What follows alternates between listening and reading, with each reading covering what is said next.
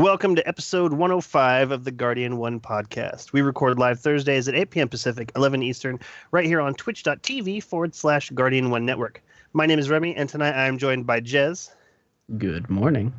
Agrios. Greetings, Guardians. And Gray. Good evening, everyone. We are going to be talking about all things Destiny, but first, housekeeping. Hello, Guardians. Thank you for listening in on the podcast, however it is that you are choosing to listen. Be sure to follow Guardian 1 on Twitter, at G1Net. That's G, the number 1, N-E-T. In addition, be sure to check out the Guardian 1 website at guardian1.net. If you want to send us an email, you can send it to feedback@guardian1.net.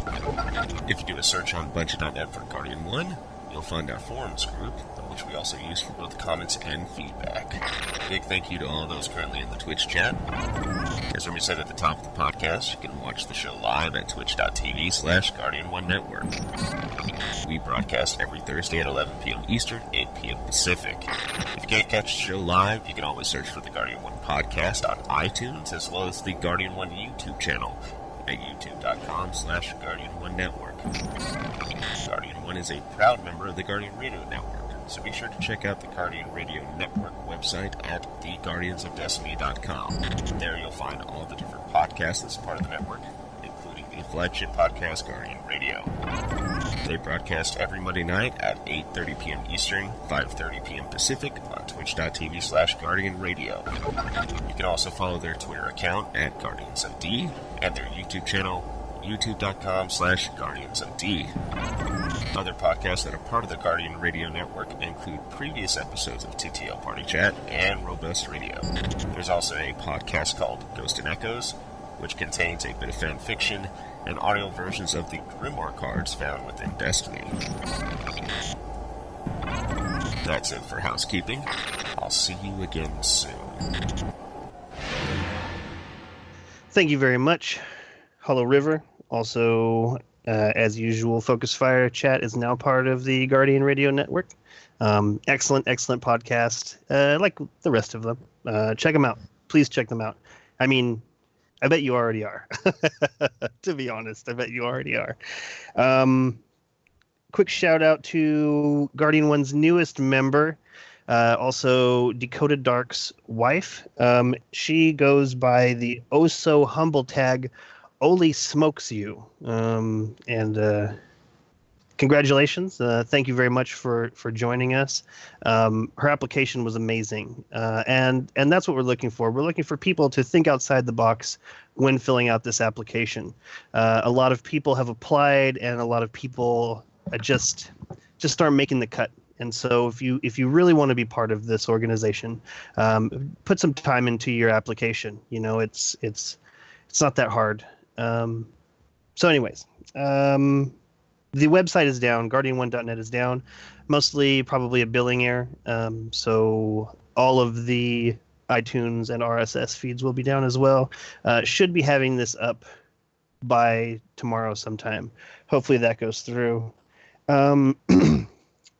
Super good advice.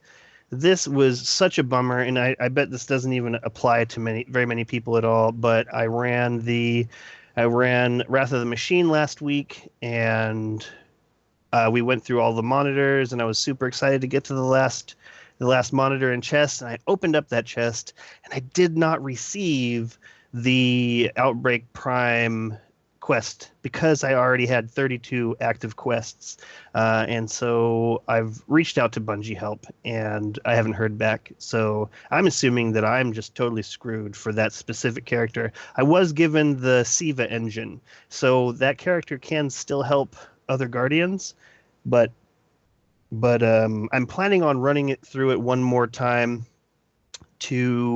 with that Warlock to see if I have an open quest space, if I will get it again by doing all of the monitors. And I'm doing this for all of you out there who on your alts have 32 quests. A lot of when I tweeted about this, a lot of people said, well, how can you have 32 quests? And it's really simple if you still have your SRL quests and your Festival of Lost quests from last year, and also once they reintroduced, I think once Taken King came out, they introduced this quest system. And so even though I had already done, like the Dark Below and things like this, they showed up in quest form with these quests. And on my alts, I just haven't done them. Really, on my main character, I haven't done them all either. So it sucks. I was so bummed out. I was so upset because it's a 390 weapon that I could definitely use to infuse into something else.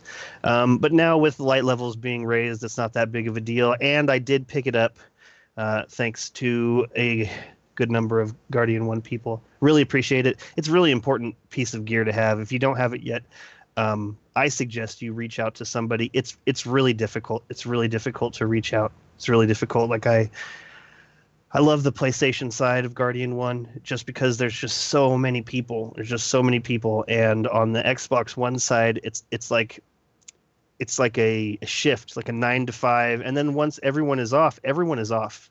Like there is no like midnight crew on the Xbox side. So, oftentimes that's when I'm available totally.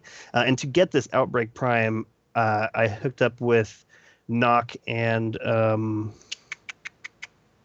Punisher for at 5 o'clock in the morning where I am. Like I set my alarm for super early and got it done. And so that's really what you have to do if you want it bad enough. You just have to make it happen.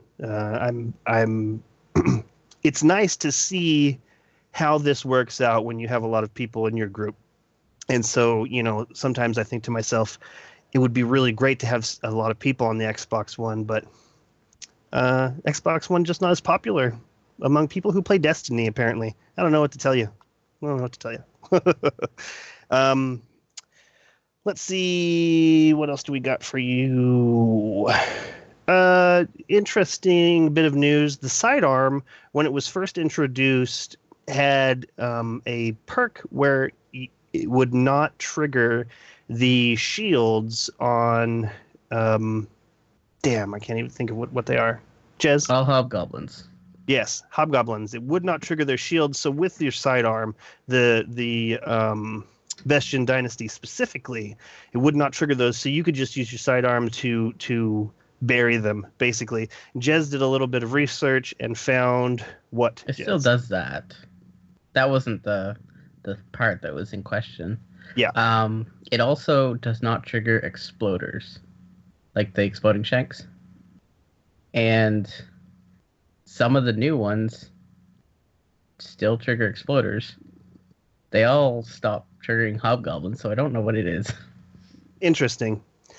So they all stop triggering hobgoblins, but they don't all stop exploders. Yeah. Got it.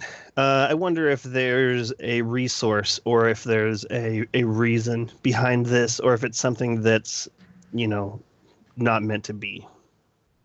I don't know. It's weird because I figured maybe it's like a high impact thing or a low impact thing, but neither of those matter, apparently. Got it. Okay, so that is all the little bits of information that I have for you right off the bat. Jez, let me ask you something. What would you say is the most important piece of information we talk about right now first? Oh, don't do this to me this week. Hard mode came out. That sounds like a good place. Hard mode did come out. Let's talk about that. My team on the Xbox, on the PlayStation side, we did not make it past the tech priest or whatever he is. Vosik? Yeah, Vosik. And I've seen quite a few tweets suggesting that he is actually the hardest part of that raid. Is there any truth to this, Jez? Have you beat the hard mode, heroic mode? I think he is a little bit harder actually. But the thing with that fight is you can still take your time. And in fact, sometimes taking your time helps you. What? Like if you play Vosik and everyone's throwing and everyone's perfect on that last phase after all 6 are thrown, he goes down and then you start shooting him. However, if you mess up by a tiny bit and he's got a little bit of shield, that means 2 people throw bring down his shield, and the rest of the bombs just do damage. So I'm having a hard time following you. So all 6 hit at the same time, and You that is want optimal? all 6. You want all 6 to hit at the same time Okay. to bring down his shield as quickly as possible. Okay. But if you are off by a tiny bit, it's a little bit better for you. You got to go another phase, but at the same time, you have 4 bumps that are just doing damage, not putting down shield. And Interesting. bombs do a lot of damage. Yeah, that gets you 4 extra bombs to do in the damage phase on him, and normally you only get 2. Okay. That's what I thought that you had said. But that's just really take- cool. That fight, it's not so much about making sure you get everything perfect. If you're off by a little bit, it's fine as long as you clear your ads. Okay. And you have room. So is there an end to the ads? Because in our group, when we were going through this, it was suggested that what we do first is after the bombs drop, you clear the ads first. But I noticed There's no end. there is no end. Okay, Not so not until you throw the final bomb that throws down his shield. that actually takes down his shield. Yeah. Okay, that's when the ads stop showing up. Yeah, they just kind of just either hang out where they're at or just wait. Like, when you're doing the damage phase, no ads are falling down in the middle, right? Yes, It's the same thing everywhere else. got it. But Got it. that really doesn't help you if you're having issues getting swarmed by ads. True. Yeah, So in full disclosure to the listening audience, we're probably going to talk about some spoilerish type things about Heroic Raid, and if that's the case, if you want to still go into Heroic Blind as far as any new mechanics that were brought in, you probably want to skip towards the middle part of the podcast once we're done talking about the Heroic Raid mode. So now's your chance to pause and to skip. Whoa. Thanks, Robot Jez. Yeah. So my thought to you guys, my question to you guys, were you surprised that the monitors didn't play more of a role in the mechanic for hard mode Vosik? I'll tell you what, Gray. When we were having problems, because we didn't make it past Vosik. We did not make it past him. We played him for about 4 hours. Actually, I guess the first 2 hours were really us getting ready for that part. But so we sat on him for about 2 hours, and we did not make it past him. And one of the things that we started to look at other teams, other people were saying that there was like 2 and 3 monitors you had to get per cycle. And I think that our group misunderstood that, because we acted as if there was going to be more than one per time that there was one. Now, is that the case, or is it just one per time when you have to shoot it? Just one big one. I've Okay. only seen one, and it seems to have to take more damage to break than normal mode. It's the big ones, not the little ones, so they take like twice as much damage. Yeah. So yeah, Jez, what is your answer to Gray? Wait, I just answered your question. What was Grace's question? Were you surprised that they didn't bring monitors more in as a mechanic? Yeah. The side monitors, the back monitors. Well, I didn't think they would use the side monitors or anything like that, because it's hard to direct people towards something like that with everything going on. It's kind of hectic already. I was kind of surprised that it was only one still. Even if it was like a strong one, I'm surprised that they're not like 2 small ones instead to like Right. split your attention. Yeah. I really thought that the side monitors were going to come into play, and that it was going to be something where there was, the main one, and then either the left or the right was going to get an additional one. Like, I thought that would be a really cool aspect. Wouldn't it be interesting if there was a whole nother version of this raid? Like, there's the normal, there's the heroic, and then there's the legendary. Like, this would be really cool. Because I still feel like, even though I only made it to Vosik, that I feel like there's room to grow. I went and I checked out what these other people are talking about further down the raid, and it did seem like it would be easier. I mean, I can't even imagine a fallen walker just dropping right in front of where that where that ramp is supposed to be. But yeah, so many people said that Vosik's was the hardest part of the raid for them. So, Gray, did your team make it through? No, we got to the same part that you did. Mainly getting overwhelmed by ads. We only truly made it through one full damage phase in about the 2.5-3 hours that we pounded our head against a wall trying to fight him. So we were there. We could do it, and I wouldn't. It was just there was many times that I would die, but we shared the act of dying amongst our group pretty equally. People were falling, and it wasn't consistent. We tried shaking things up. I think the biggest thing is trying to get our light levels up. We didn't spend any time trying to get our light levels up before we went into the heroic modes. We were all around 385, 386. It'll be curious. We won't get another chance to do it until Monday night, and at that point, most of our team's going to be in the low 390s. So it'll be interesting to see the difference when we go back into it. I think there was a pretty big difference between just 385 and 389, for instance, because I was able to make it. I was hoping to make it to 390, but I was only able to make it to 389 before we went in. And the two people in the middle, I know they both had excellent skill in our group, but they were the two lowest light level people, and they were clearly having some trouble with the ads and whatnot. So just a couple light levels, brought you into that range to be able to deal with the ads a lot better.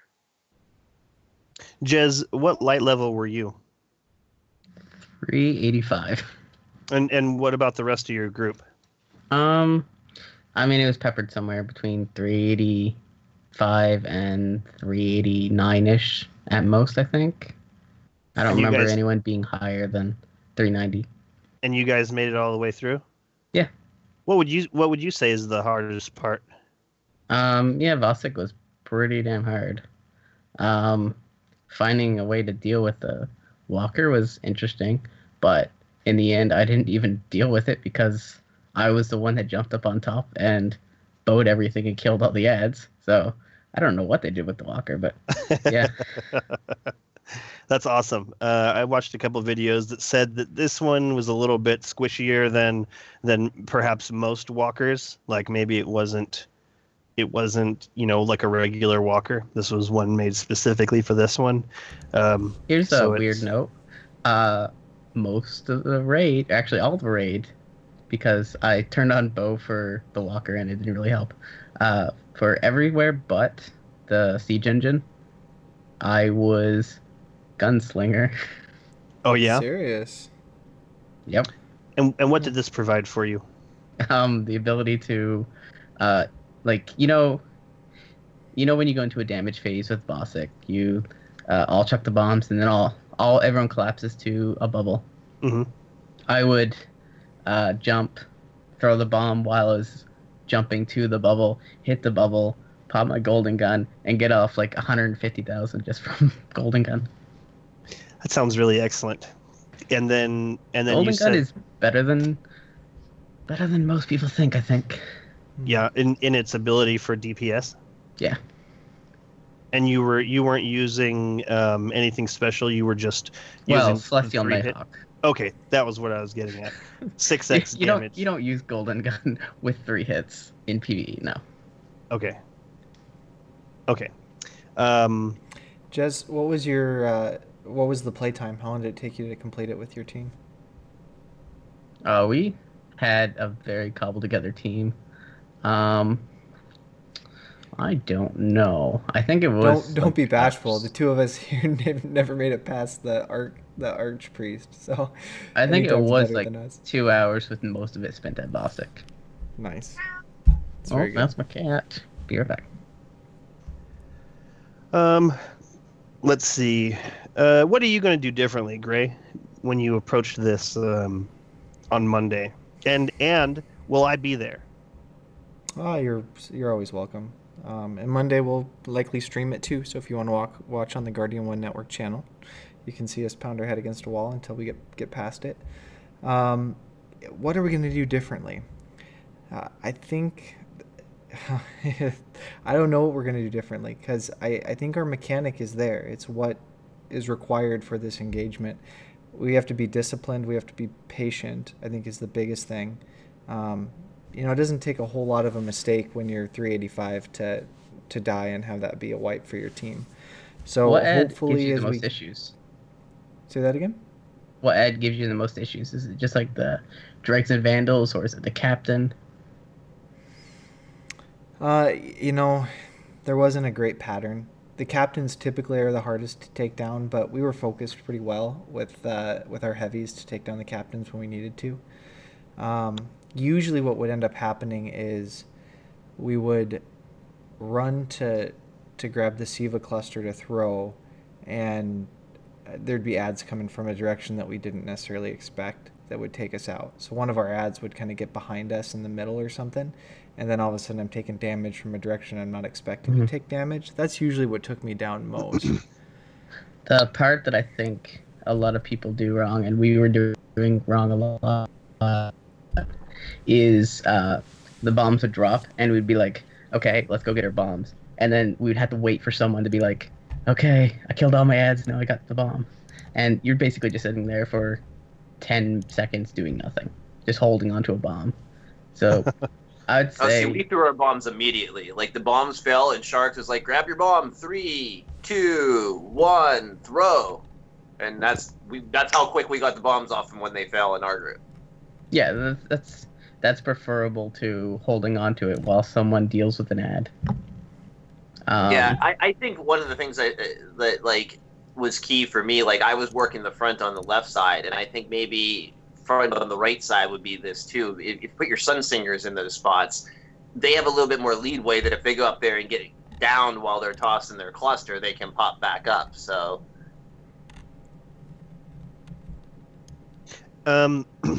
So, oh man, I had something to.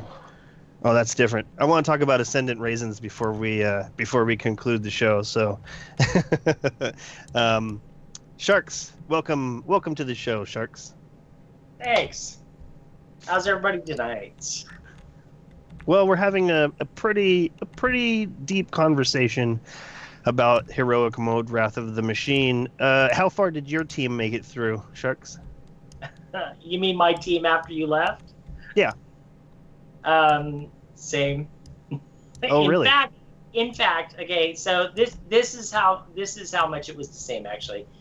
Our team, including you and Nerdy Girl, we got to second phase or third phase. Did we get to the third phase? I think we got to the third phase one time.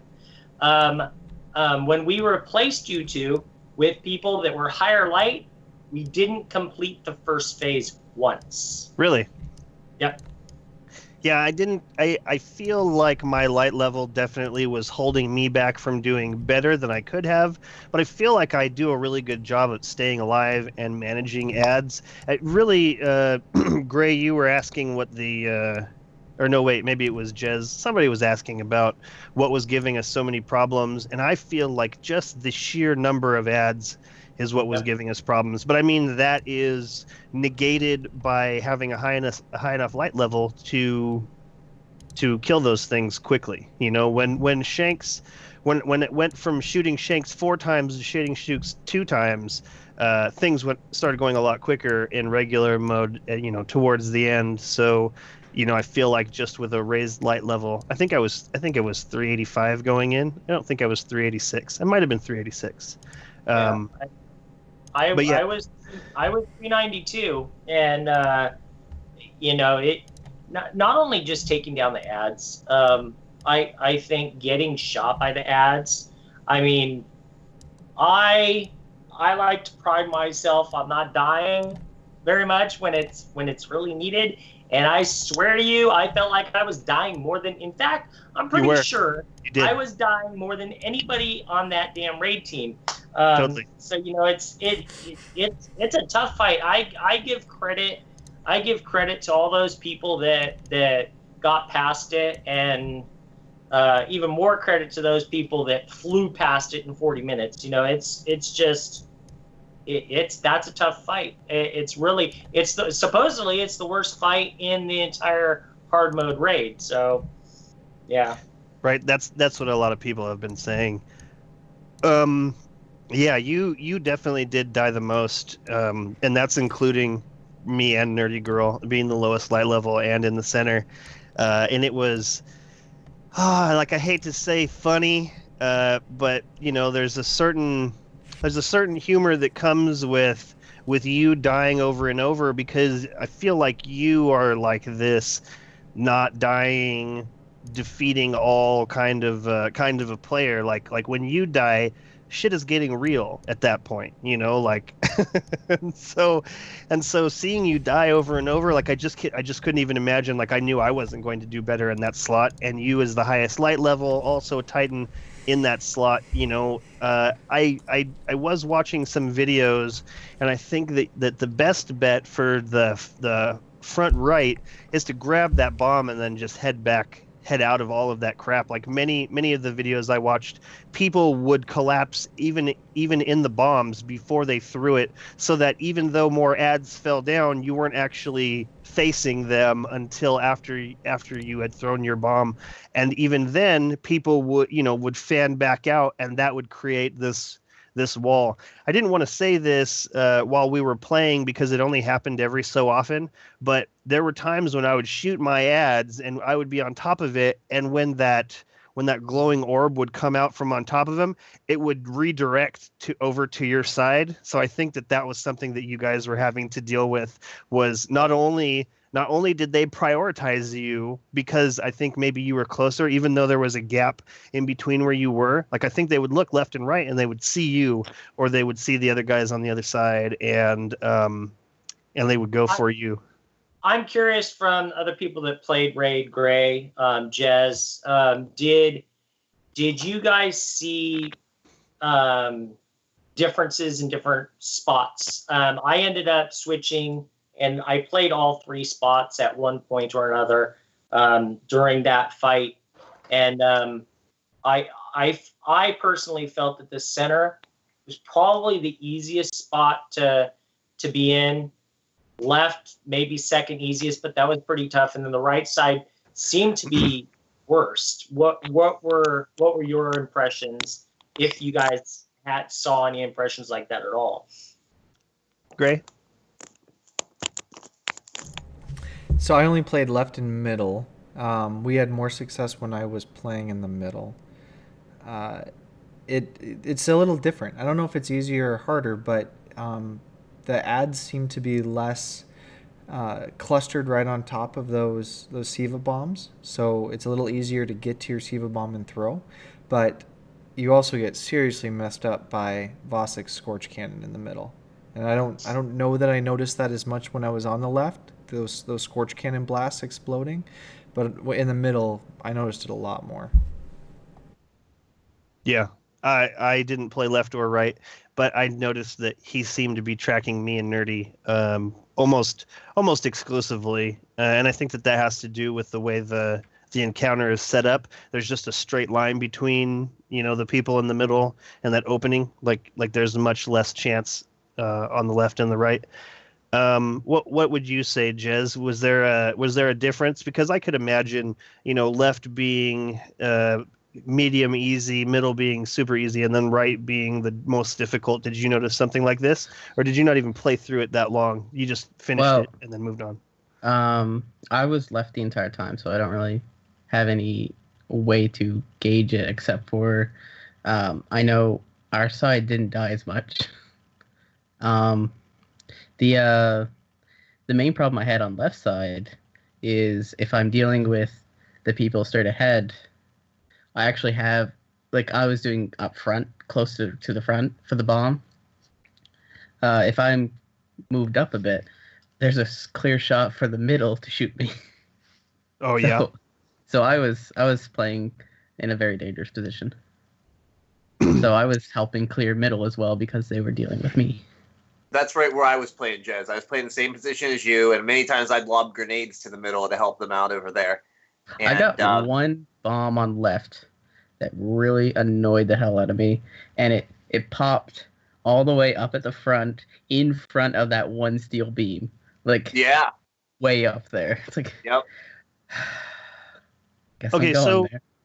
So Sharks, Jez was saying before you showed up that there's almost a bonus to not hitting every time with Yep. the. Oh. Yeah, I know about this. They so I didn't know about this then, but it didn't make a difference because we didn't get that far anyways. But the what it sounds like is because you have 3 phases. What you want to do is you want to do 2 phases with 6 and 1 phase with 5, and then the fourth phase, you'll have 5 bombs to do extra damage on Vosik. So in theory, because you get all that extra damage with those charges, you'll be able to take them down faster overall. I don't know how fast, how many rounds they get it to with that. It might be 2 or is it 3? I'm not sure. I don't remember now. But yeah, it sounds badass as far as damage wise to do on him. Jez, do you know, or did you notice if people did more shield damage the higher light they were, or is it just one rounded section? It seems to be just a certain amount. No matter your light, it might be affected slightly, but it didn't seem like it was affecting that much. Not that I could tell. And in order to do maximum damage to his shield, you do have to hit at the same time, yes? Yeah. Okay.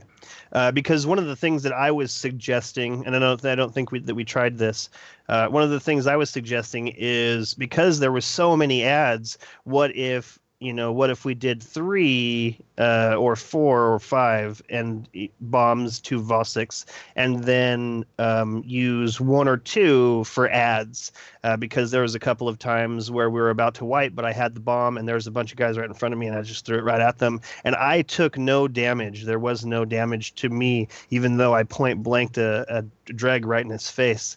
There's something to say for that, but it all depends on if you can do that.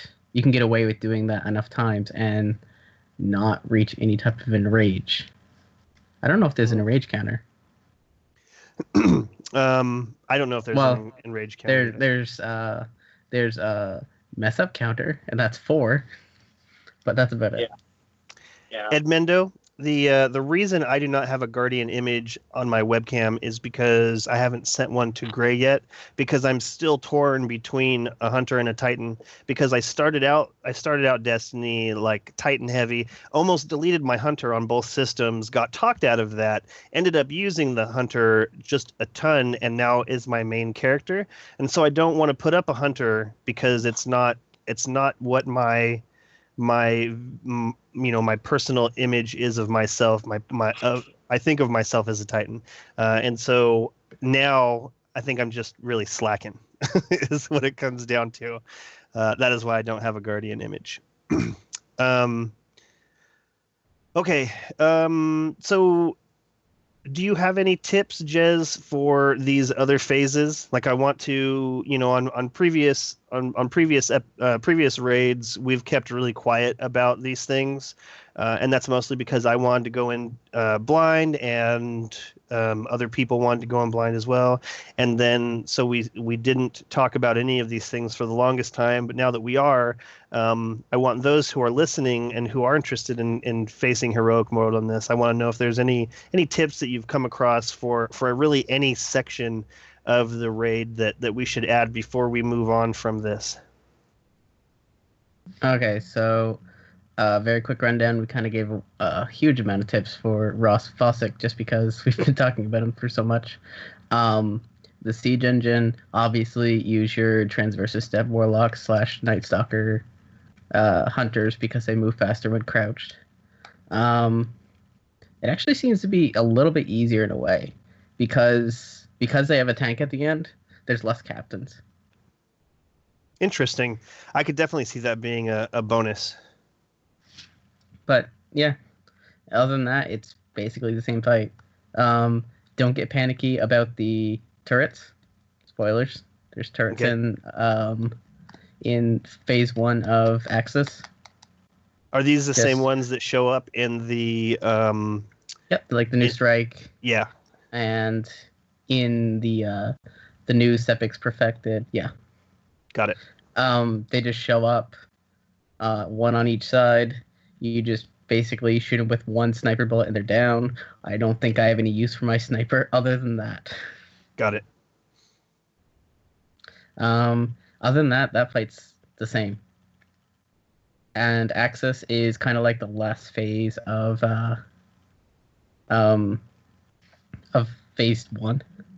The last part of phase 1 where you have to have the cannoneer run back and forth, getting different servitors. Uh-huh. And I mean, the only added challenge to that fight is, if you're a cannoneer that is empowered, can you make it back to your place in time? That's it. Got it. Yeah, that's definitely something that's It's another phase that there is a bonus because you only need 7 bombs to bring down his shield, and you get 9. yeah, that's Extra awesome. damage. Okay, Agrios, was there anything that you wanted to add to this conversation before we move on from Wrath of the Machine?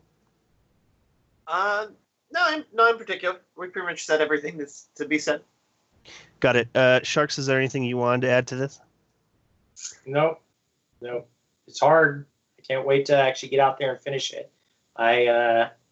I feel bad that I haven't finished it yet because I've been busy this week. But yeah, it's a cool raid.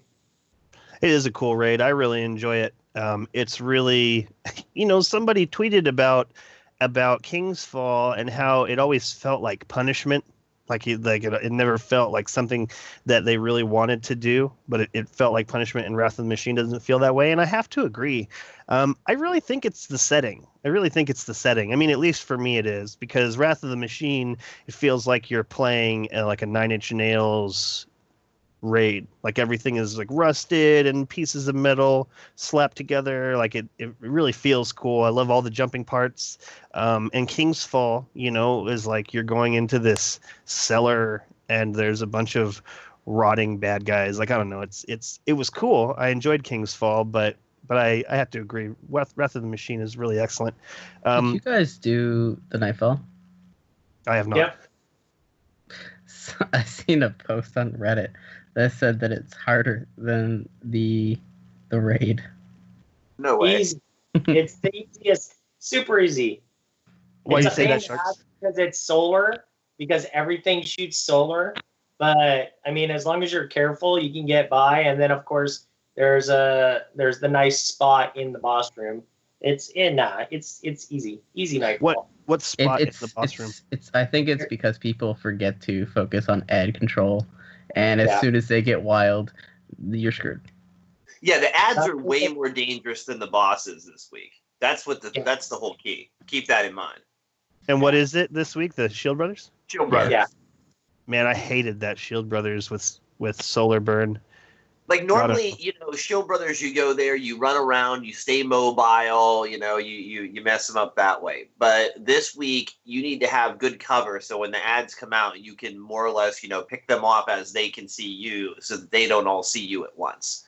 There are places in the room you can stand that the Shield Brothers themselves leave you alone for the most part. So that's your real fights with the ads. That's the real boss of the raid. I mean, the Nightfall this week. I'm with Edmendo. I'm not trying Nightfall this week. Come on. Maybe you guys could run me through it. When are you going to try it again, Sharks? What? Hard mode? Your raid, yeah. Anytime before the end of the week, anybody that's up for it, anybody that was on our group, or anybody. Well, I want to get all 3 of my characters through, so I plan on doing one tomorrow, Saturday, and the next day. Got it. Well, let me know when you're doing that, because I'd like to tag along. Gray, is there anything you wanted to add about this Wrath of the Machine conversation before we wrap it up and move on? Yeah, I think Bungie did an excellent job with normal mode on this raid. Heroic mode is enjoyable. I can't make a full assessment because I haven't completed it yet, but from what I've seen and what I've heard from Jez, I'm left wanting a little bit more. Part of it is knowing that Bungie made this raid to be more of Crota style, go in, kill a bunch of really high-level ads. Mechanics don't play a huge part of it, even though they are a minor part, and King's Fall was very mechanics-based. Maybe because King's Fall was my first raid, I really enjoy mechanic-based encounters. And the lack of mechanic-based encounters, I brought up the monitors, making that a more interesting mechanic, and it wasn't there. It leaves me hoping that Heroic does lead to something like Legendary that brings in some more mechanics. I'm not so sure it will, but that's something that I would like to see. I'm surprised you say that, Gray, because how do I put this? I think that no, I'm not in any bad way. I think that even though these mechanics that are in this raid are very basic, because every single person, especially in hard mode, every single person has to get involved and do it.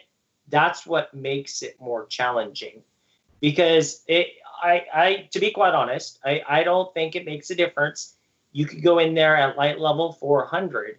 If you don't know how to deal with the way bombs drop, the way to move around with the siege engine stuff, the way to jump on the boss, and where to be, and making sure you're getting into your spots. If you aren't communicating good enough, and you don't have that game set in you, it doesn't matter if you're highlight, you're going to lose. So I think that the mechanics are basic, but there is enough mechanics there to actually make it more intriguing to play. Like I know that, and that's just my opinion. I understand where you're coming from as far as saying that there doesn't seem to be many mechanics, but there's a lot of little mechanics that everybody has to learn, and I think that's what makes this raid harder in some ways than past raids. Yeah, absolutely. Absolutely. And it's also what makes it easier than past raids. Like, instead of relying on one person to do all of this. Yeah. Right. It's so smooth. It's so enjoyable. Access is so enjoyable when everybody knows what they're doing and everybody is, calling out their positions. This infuriates me to the moon when 3 guardians are empowered and 2 people call out. I'll go to the same spot. Like it's the most infuriating, It's like, I can understand we're all back here for some reason, and but if you're not calling out that you're empowered, we don't know who is where, who is supposed to be on the back spot. It just, but when it does happen, when everybody does do what they're doing, it is so much fun. Like, it's just one thing after another, and then you're making moves, and it's happening, and it feels really good. I really look forward to more activities like this. I'm really looking forward to. I'm wondering something, Gray. Do you not feel that there's a lot of good mechanics? Maybe because your whole team is so good and so down packed working together that it just seems easier. No, I'm not taking a pop at you. I'm actually being very serious. Do you think that that's what it is?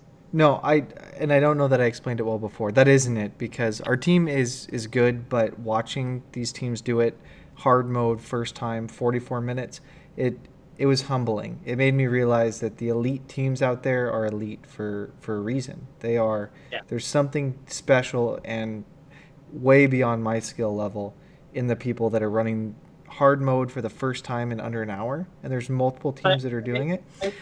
But the issue with the mechanics is I don't find the mechanics as engaging or as interesting. I think they're fine. They're not bad mechanics by any means, but when I was, for example, let's say King's Fall, charging the totems, right? It's this hot potato mechanic that's kind of weird, kind of wonky, but I'm like connected to what's actually happening at that part of the game in that mechanic a little bit more than I have with the mechanics that I'm seeing in Wrath of the Machine. Fighting the War Priest and the way that you're connected to this tether so you can do damage to them.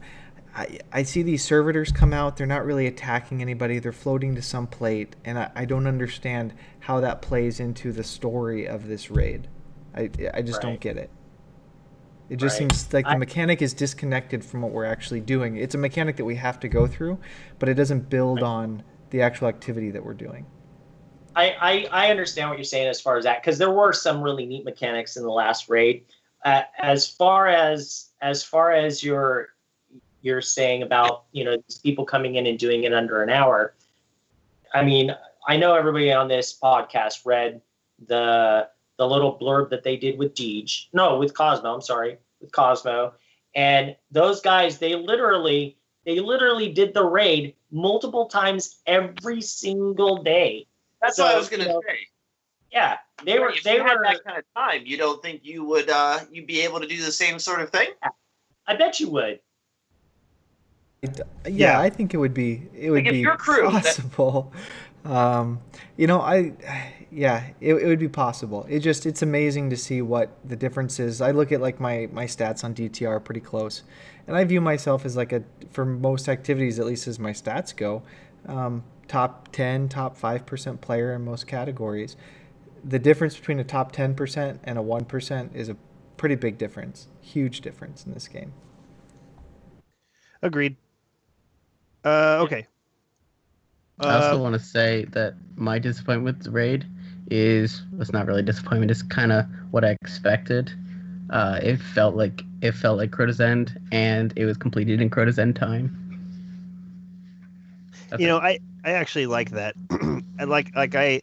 I could get down on a straight up 4-hour raid. Like, I think that if there was, say 8 to 12 boss encounters in one great big long raid, I could really be interested in that.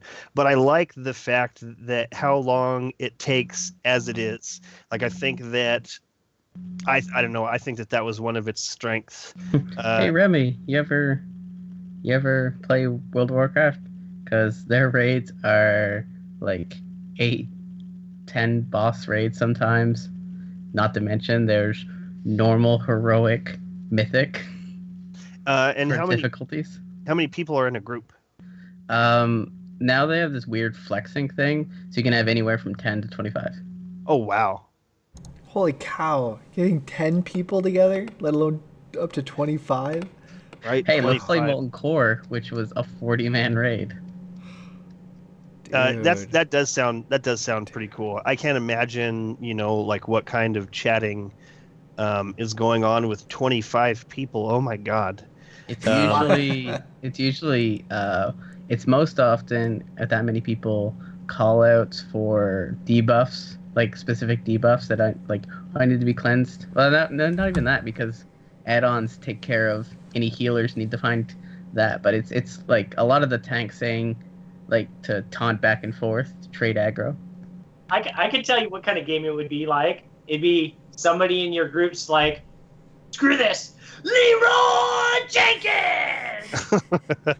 That's why, people just get sick of waiting. So, yeah, I can imagine. I mean, it's bad enough with 6 people, I think K-Dub wanted to kill Agrios, and I was like, come on, let's go! And we were like, it doesn't matter. It's, let's just go when we're ready. We knew we weren't going to get world first, so.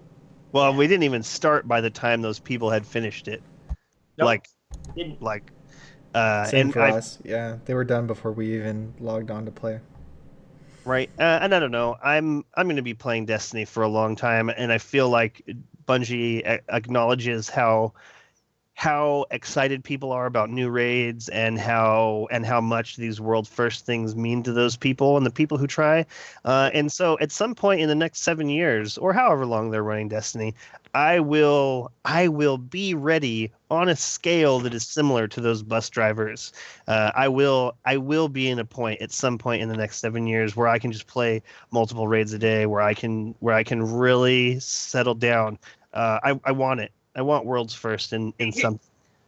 Here's the thing for me. I don't even want to do that. Like, that's just way too much time and dedication for too little gratification for me. I feel like, okay, when a new raid launches to start with, that's the raid I got a chance at world firsting on, with a good team, have good communication with, figuring it out and getting through the raid that no one knows anything about. That seems like a good prospect to me. But once it's out, once people can run it 50 times a day and practice it like that, like, I feel like I'm not going to put that much effort into it to have any sort of remote shot at world's first on the heroic mode. No, It's like the difference between knowing 40% of a raid and knowing 98% of the raid. Right. Like you know how you play, but you don't know how the raid's going to be, and that's like the other 60%. When you get into hard mode, you already know what most of that 60% is. What's that 2% that changed? Right. Not much.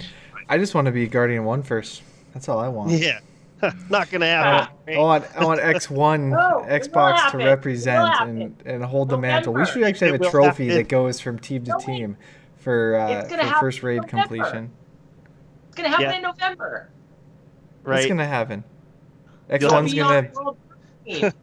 Well, no. I'm not jumping over to PS4 for the raid teams. This is Xbox raid team versus you guys. You know, we got plenty of time, Sharks. We will whittle him down until he's just barely able to pick up an Xbox controller. Yeah, I'm not leaving these guys. These guys are the best. I don't know about you guys. I'm dropping I'm dropping PlayStation anyways. For PC. Oh, are we gonna move to Destiny 2 talk on PC? Point and click adventure game? Yeah. No. Switch. No. Oh Switch. Yeah.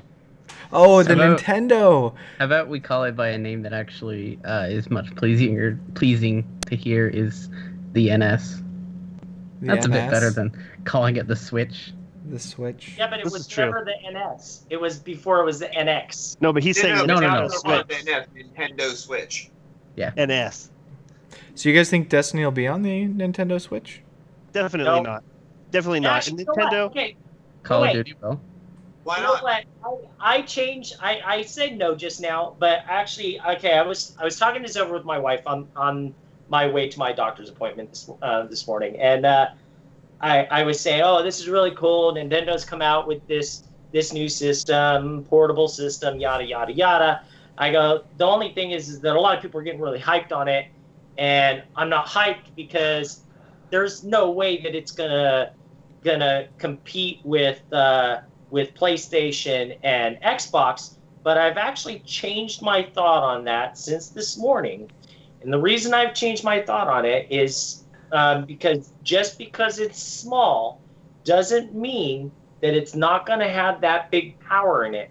And the reason I'm saying this is because Nintendo said this months ago. They said this months ago that they weren't going to be disc-based, and we saw off of that 3-minute ad that they had this morning that it's basically a chip.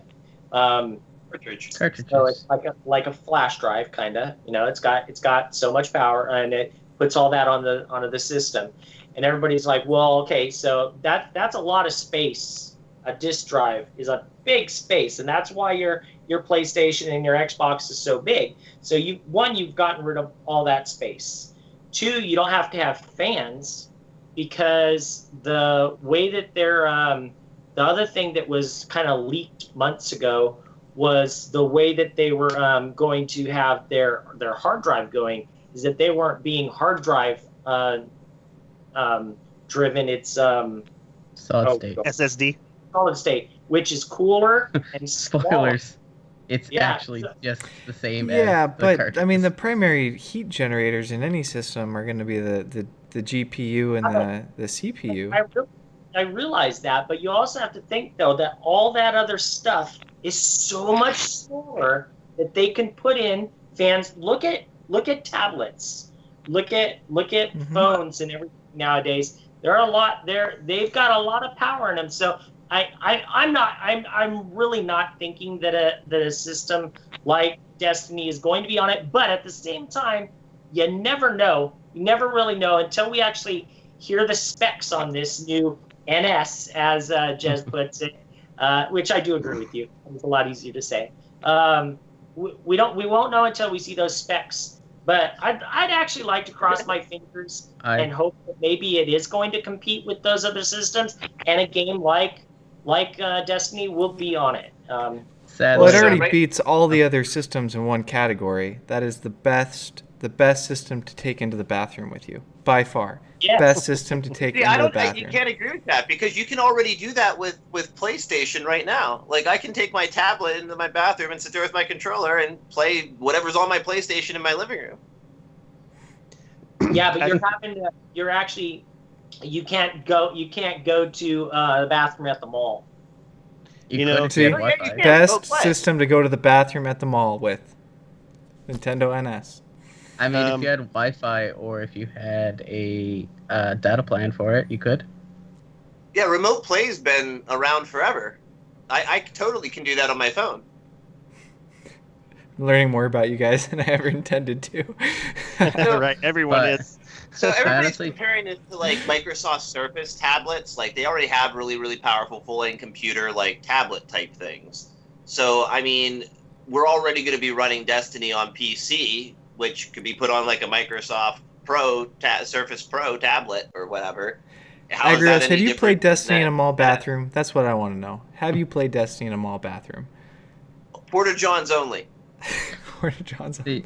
I think the thing with the NS is that it's probably going to be slightly better than a PS3. This is what I'm thinking, Jez. I'm thinking that Nintendo is about to put out an underpowered, underwhelming, sadly, problem is it's going to be underpowered compared to what we have now. That's their track record, right? It's not. Yeah, it's their track record. It's not going to hinder them. Have you seen games on the Wii U? It's not going to hinder them for what they're doing. You know, these people are talking about maybe playing Destiny 2, and it's just not. I don't think it's going to happen. We don't know that Nintendo hasn't learned after this amount of time. It's been a long time. They used to be pretty badass. Nintendo was, the system for quite a long time, and their stocks, their quality, and everything has gone down the tube. And Nintendo know it. They're not silly. They know, and that's why they have been so quiet about this. This is just being hopeful, and like a lot of people out there with all kinds of different things, whether it be a game or a system and whatnot, a lot of times we are disappointed. But I'm gonna give Nintendo the benefit of the doubt until March or until they release the specs, and be hopeful that maybe they are going to actually come out with a system that's going to compete with the systems that are on the market right now. I'm not talking about the brand new systems that PlayStation and Microsoft are releasing. When is it? Christmas or next year or whenever it is. So, but with a PS4 and an Xbox One, maybe. I will probably pick it up. Like, I have young kids in this house, and I've been a Nintendo fan for a long time. But seriously, Nintendo created the biggest competition in the market by not going with disk drives, by telling Sony to kick rocks with a system that they developed together. And they created the PlayStation. Nintendo created the PlayStation by not moving in the direction with discs like everyone was moving for. I just feel like after Super Nintendo, they just have made mistake after mistake. And they've driven me, who I was a Nintendo hardcore. Like, I was playing video games on an Atari before there ever was a Nintendo. So when Nintendo came out, it was like amazing. It was so fantastic. And then Super Nintendo came out and it was amazing and so fantastic. And then they just went downhill from there. Like River, I said this earlier on Twitter, and River brought up, he's like, says the guy who loves Super Mario 3D. And I did love it. And I will play games on this new NS, and it's not going to be my main thing. It's going to be a going to the bathroom system. It's going to be what I do while I'm waiting for, the PlayStation to finally decide to download Destiny. Oh my God, I don't know what it is about PlayStation and downloading things, but it has to think for like an hour preparing to download. I go to Xbox One. I go to what's that? Other games don't do that.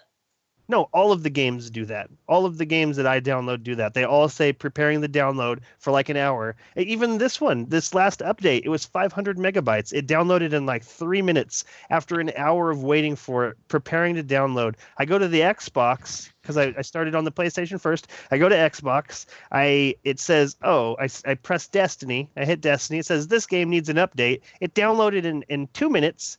And then the Destiny started. There was no wait time. What is this wait time about? I don't understand. How do you think I felt? Verifying the content on your system. How do you think I felt the night before the raid? Okay, so my power went out. Agrios, Gurufu, and I were just about to start a nightfall. I was like, let's go and do this nightfall. Get my last nightfall out of the way, and see if I get lucky with, an exotic engram or whatever, so that I can pop tomorrow. My power goes out, and we leave Agrios. Agrios was in his screen trying to get guns ready, and I get this WTF on Twitter. Where'd you go? And I was like, power's out. He goes, kidding me? I was like, no. So power goes out, finally comes on hours later, right? And I go to jump on my PlayStation, and because we got a power surge, got 2 power surges actually while it was out, it screwed up Destiny. And I'm like, oh great. So I had to delete it. And so I was like, I'm gonna get it going. Actually, you know what? I think I'm gonna stay up. No, I'm not gonna stay up. I'm just gonna get it going. And I waited there for an hour before it even started to go into download. That's what I'm saying. Like, you got to be kidding me. And then, of course, then it said 9 hours. And I was like, 9 hours? What the hell's going on? Now, my speed's a lot faster than that. It shouldn't take 9 hours. So I screwed up. I did an Agrios. I paused it. And I unpaused it. And it wiped it. And it went back into, gotta wait to download. Another hour. Oh, man. Not the person to talk to that night. My wife was like, I'm going to bed. I'll see you tomorrow. And it started to download again. And that time, actually, it cleared up everything. And it said it was going to be done in 3 hours. And I went to bed, got up 3 hours later. It was done. But yeah, no, I totally agree with you, Remy. There is something weird with PlayStation, at least Destiny. Maybe other things too. But yeah. What only has to happen whenever a game needs to verify what all is on your system before it does the update for whatever reason. Unless it's the Xbox One. The Xbox One doesn't do it. But no, I understand that. I'm just saying that's what's going on. Because I have games that it doesn't require that verification, and they just kick right into download and download the stuff really quickly. In fact, Destiny is the only one that I can think of for sure that I regularly update that does that at all. I think it's because it's trying to make sure you are on a version that's compatible. So instead of downloading everything, it checks to see, we got so many updates. Which ones are on your system? Okay, you got them all. After 2 hours later, it tells you. And then it starts downloading the last 30 megs. Right. Okay, so it's time to move on. I did want to say, though, that this new Nintendo system, it looks like it's going to be crap just based on how the peripherals click in and click out. Like, I feel like if you watch closely, those people are really having to like struggle with lifting it in and lifting it out. And I feel like either one of two things is going to happen. It's either going to be too tight so that there's a nice connection, like that needs to be, or that connection is going to be loose and raggedy. I mean, they're going to have to spend a lot of money to make it feel nice, clicking it in and clicking it out. And that sound effect that they have in between the clips, that would be great. I would love to hear that every time I locked in. Cow! I think that would be great. But I don't. I want to mention. Have an Xbox controller. What's that? They have an Xbox controller. Oh, yeah, I saw that. Wow. That's going to be hard for PlayStation players. They've had that since the start of Wii U. Yeah, the Pro. Yeah. The triggers are really... The triggers are really... Yeah, it's exact same. Sucks. Is it? Well, I mean, it looks like the exact same as the Pro controller. Right. I wanted to mention, you brought up how they shot themselves in the foot by going from cartridges and sticking with it. Uh-huh. And I find it funny that it's actually the same now. Or no, it's the exact opposite. They're ditching discs because it's cheaper to do carts. Right. Like the exact opposite as it used to be. And it's faster. Yeah. Right. And so when the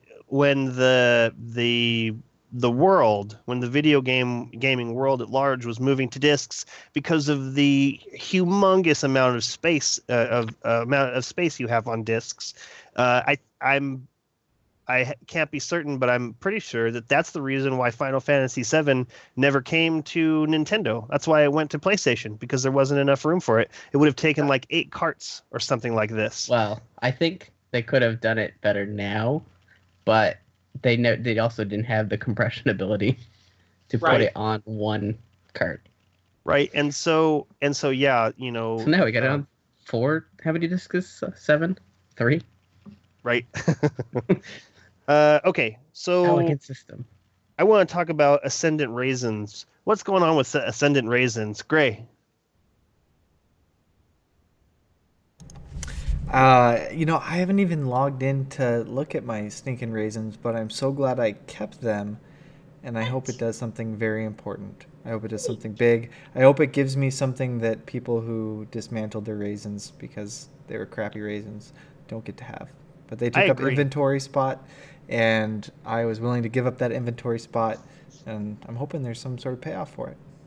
Sharks. What if it's not? Sharks, ascendant raisins, what's this all about? Gonna explode and kill you. You still have your raisins, though, right?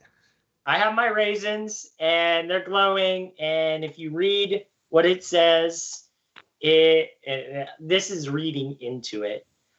I think that something bad is going to happen if you touch them, or even if you leave them there. I think something bad's going to happen. Or maybe if you take them out and use them, maybe something bad will happen to you, or it will look bad. But yeah, I have a feeling that it's not just there for show. Mystic Rose says she deleted them a month ago. Were you deleting them a month ago because you needed the space, or were you just sick of looking at these raisins that Eris handed to you? Agrios, ascendant raisins, what's this all about? I think that, much like the Kavastov was, you could dismantle your old Kavastov to be as an optional way of getting that quest without having to find it in the wild. I think the raisins are going to be able to be utilized in much the same way for the next Festival of the Lost.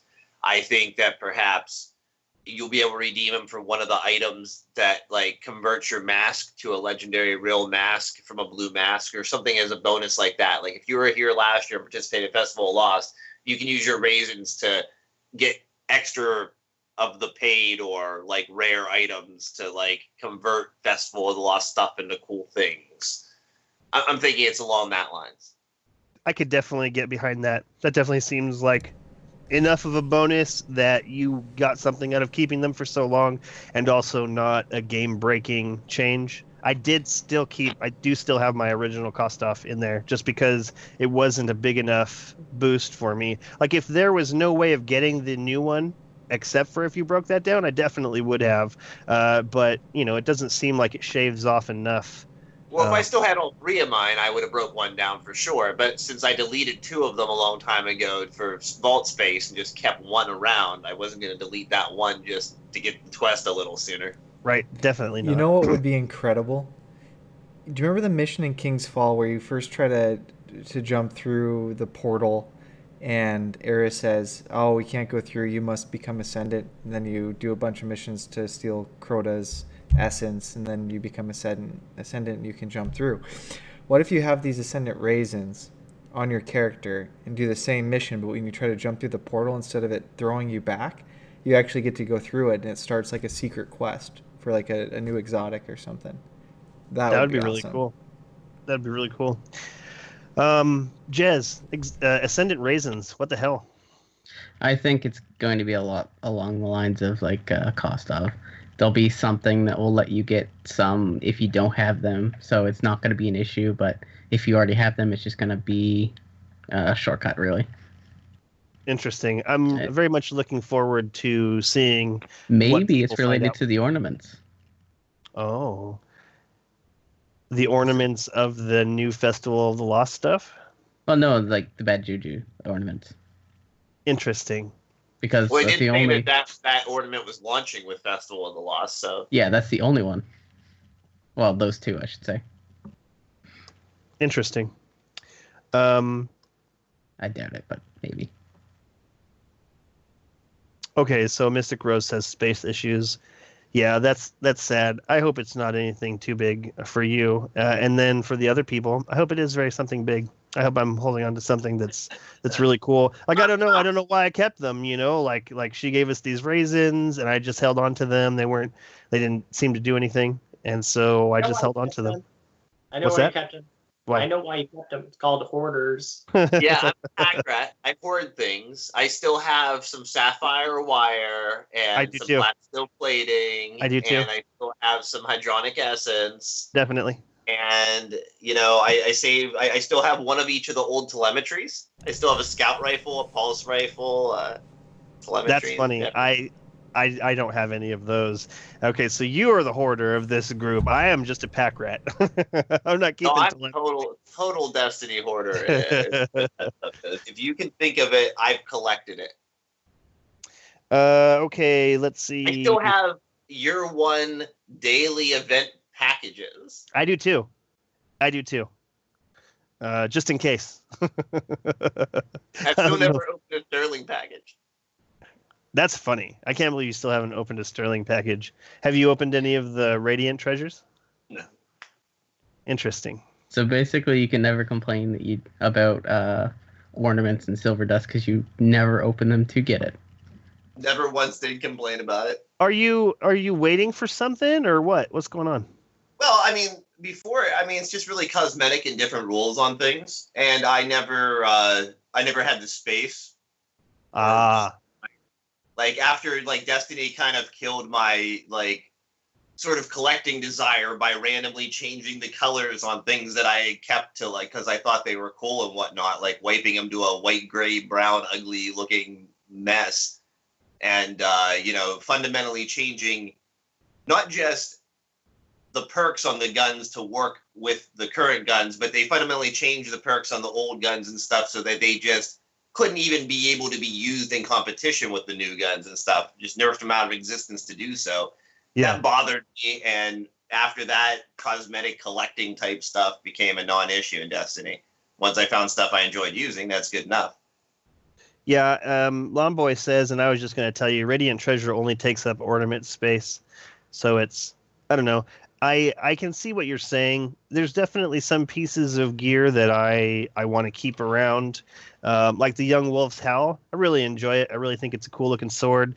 I don't know how much I'm going to use it, but I did get the one that makes it look like broken lava down the blade. I think that's really cool. You know what I'm curious to know is if there's any reason for you to put on both ornaments, like if there's an achievement, or if there is even an emblem or even a grimoire for fully upgrading an ornament on one exotic, because I have the Wolves Remember ornament for the Young Wolf's Howl, but it just turns the whole blade like black and gray. Like it's really just looks like a regular sword at that point, and I'm not interested in ever really wearing it like that. But if there was some reason that I would want to do that emblem, grimoire, something like this, then I don't want to break down that ornament. I would rather just put it right onto the thing. Anyways, thank you for that Ascendant Raisin talk. I'm looking forward to seeing what's going on there. Sharks, what do you think we should be talking about now?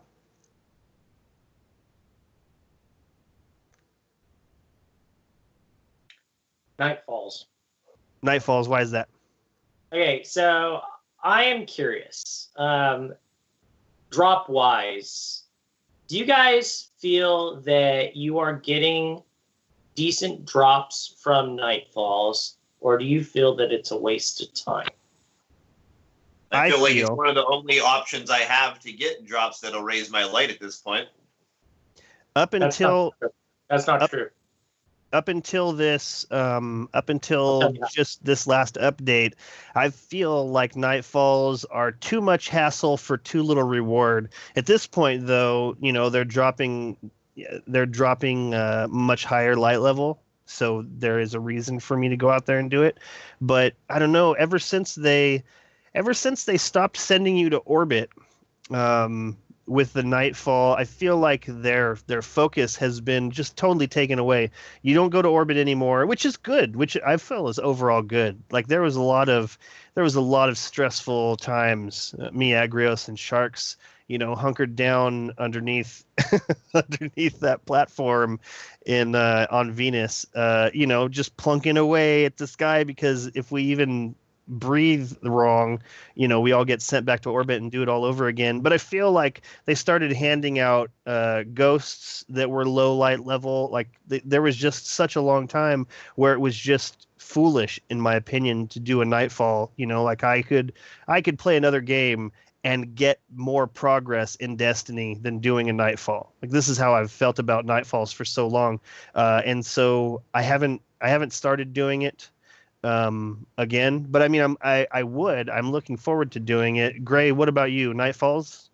What do you think? Yeah, I'm doing them.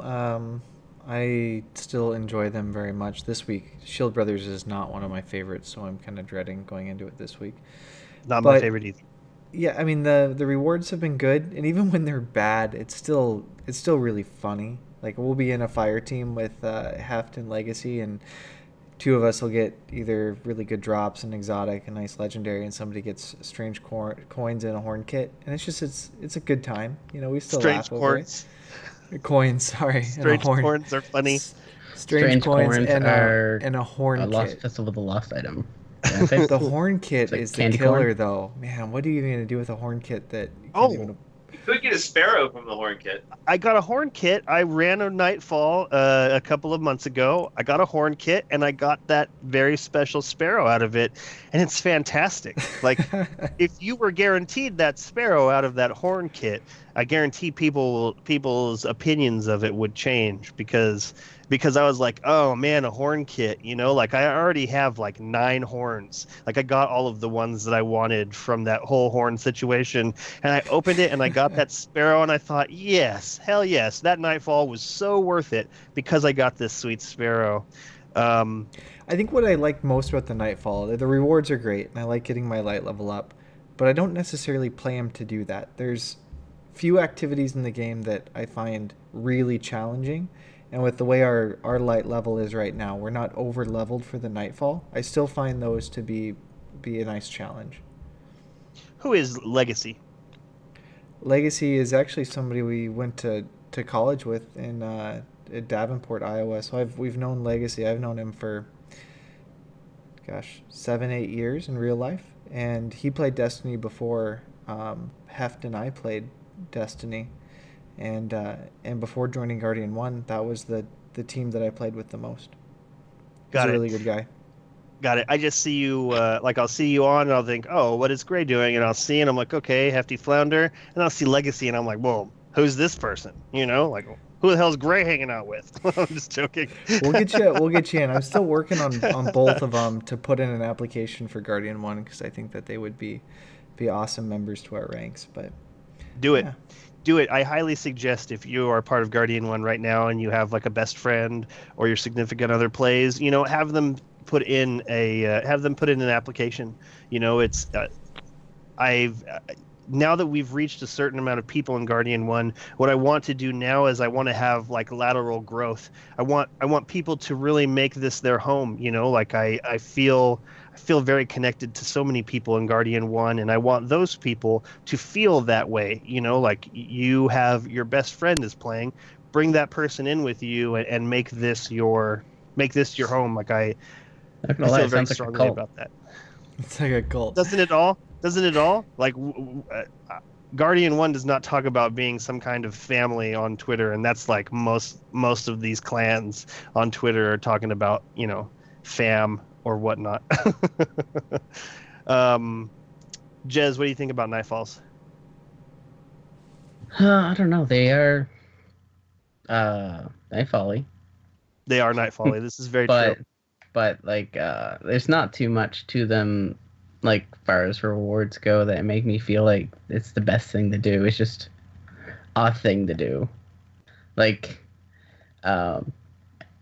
because of things like 3 coins and other stuff like that. Like Nightfalls used to be the reason you got an exotic. Not like it was one of the best reasons, or one of the most likely reasons why you got a certain exotic. Yeah. It wasn't like it is now, where you just go kill a bunch of people or do a crucible match, get a exotic engram, and boom, there you go. Right. So do you not run Nightfalls? I do when I have time or I care to. Like if there's a bunch of people on, it's like, not doing anything. You want to do some Nightfalls? That's about it. You know, I feel like there's just been too many times where I will run a Nightfall and I'll get just to the very end, and then the boss does that particular damage, and then it's just, you know, it's disheartening to wipe over and over and over because you stepped one place out of, you know, one place out of step, and then also, you know, only having an arc primary, that's a bummer as well. Match game is the worst though. Let's see, Agrios, what do you think about Nightfalls? I like them. I like the challenge. I never really have a huge problem with them. Me and Sharks tear through them pretty quickly. We 2-man them all the time. Right now, I started saying this before, that I feel like it's, you know, one of my only options for rewards that are going to improve my character. I can play Crucible right now for weapons. Of course, you can do the raid, the hard mode raid, to increase your light level. But over 390, I'm not having very much luck climbing very quickly. Every single exotic engram I popped has popped out to be 1 light level below my current light level and useless to me. Man, that's such a bummer. So what I have right now is light level 400. You can go exotic engrams will drop to 400. Strike Horde chest will drop to 400. Nightfall, Archon's Forge, with the purple ones, Wrath of the Machine Heroic, Crucible Legendary drops, Iron Banner post game drops, and Trials of Osiris all go to 400. With not all purple things from Archon's Forge, right? It's just the class items, ghosts, and artifacts. I think what Remy was trying to say was purple. The purple. Yes. Yeah, but Offerings. that's like the the purple chest offering. pieces and helmets and stuff don't go to 400. Yeah, That's where my problem is. Right now, except for Nightfall and Raid, I can't get any armor pieces over 390. Okay, so first I want to say about what Remy was saying was about the purple ones. It's not just the purple ones that you can get in game loot. The purple ones have a higher percentage of dropping end game loot. You can actually get end game loot from the green ones, but none of them are guaranteed. None of them are guaranteed. I Agrios think is he right. meant the purple gear that you win when he said purple. Yeah, no, the guns don't drop higher. The only thing that drops is the ghosts, the bonds, and the artifacts. Okay, I'll wait until it's my turn. That's all I want to say. And the artifacts are actually blue. They are. Sharks, what do you think about Nightfalls? Okay, well, the reason I brought this up, one is because I was curious what people thought on Nightfalls, because I, for one, have been having a horrible time with Nightfalls for weeks and weeks and weeks. As my daytime buddy Agrios will know, I swear at Bungie after every Nightfall, and Remy has seen it too, because I will get those darn 3 coins or the strange coins. Up until this last week, I actually did get an actual drop. I got a 399 ghost. Hallelujah. But the other reason that I'm bringing it up is not just because the drops are, you know, like what Jez was saying, they're kind of lackluster. And, you know, it's like, yeah, you don't really have that, ooh, you got to go in there and play it. But then you've got Agrios saying, well, you do, because that's how you get your end game loot. And I know we kind of brushed on this last week, that people in the community, and I don't remember which guy it was, what his name was, I'm sorry, that was saying about how it's not fair for the PvE people, but because PvP people have many different avenues to gain their light. Since last week, I have come to find out that if you want to grind PvE, you can fairly quickly gain that endgame loot by playing the Siva Classic strikes. Siva Classic. The Siva Classic drop the skeleton keys the quickest. I think, if I remember right, and maybe you shouldn't quote me on this, but I think the percentage was 3 keys per hour if you're playing that. Nice. And that's about the same drop percentage that you get from Iron Banner drops. About 3 legendaries per hour. And then, of course, you can put those keys into whatever strike you want to, and get a very centralized type of reward. You're going to get a gun A or a piece of gear B, or an artifact. So that there is that other route. So It does leave holes though. What's that? What do you mean? It does leave holes. Like there's no skeleton key drop boots or chest. You're talking about the rewards at the end? Yeah. Like Yeah, okay. skeleton. He's talking about grinding Yeah, skeleton keys, but there's no way to get boots. Yeah, but you get holes. You get holes in every kind of end game thing. Like even Iron Banner, you're not gonna get every single thing drop. Only certain things drop. I did. So I'm just I got saying everything that. drop. Sorry. Now I see why somebody started Agrios' chair, because Agrios is talking right now, but it's just his What do you mean? chair You on don't the get everything screen. drop. Like last Iron Banner, everything wasn't dropping. No, at the end game, I mean, for the you have the bounties Yeah. and everything. But you Yeah, but I'm can't not grind. talking The about thing it. is, you can't grind the talking bounties. about being able to grind. Oh, true. Being Yeah, able to you can't grind it. Right. You can't grind it. Right. So I'm just saying, now that I've looked into it and found out that there is a way for those PvE people to go out there and not just do the raid, because the raid is you can only do it 3 times a week and get your rewards. You can actually physically go and do that strike playlist, get keys drop on a very regular basis, and then pop those into certain types of loot. Again, like Jez is saying, there's no guarantee you're gonna get every single piece that you might need, but it's something. And then at the same time, while you're doing those Siva strikes, you can still pop your 3 coins and maybe get your exotic engrams to drop. And if you're really lucky, they might help your light. Or if you're not lucky, you might have the problems that Agrios or myself are having. In fact, on raid day, I had 40 exotic engrams saved up for hard mode. I popped 27 of them, and half of them were under my light level. Crazy. And since the raid, I think you're gone muted, back. Agrios. And since the raid, I've gone back in and I've popped a whole bunch more, because I figured out, I'll just kind of get rid of them, free up some space. It doesn't matter. Now I've gotten to the point I cannot get an exotic engram to drop higher than 393. So I am actually stuck on 393.